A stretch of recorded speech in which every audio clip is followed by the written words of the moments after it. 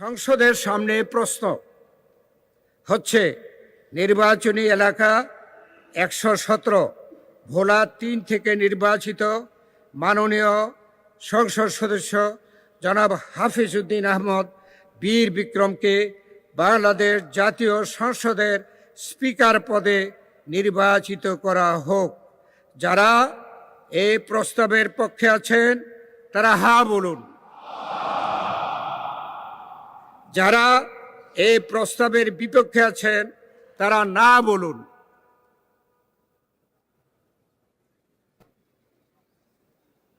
আমার মনে হয় হা জয়যুক্ত হয়েছে, হায় জয়যুক্ত হয়েছে, হায় জয়যুক্ত হয়েছে।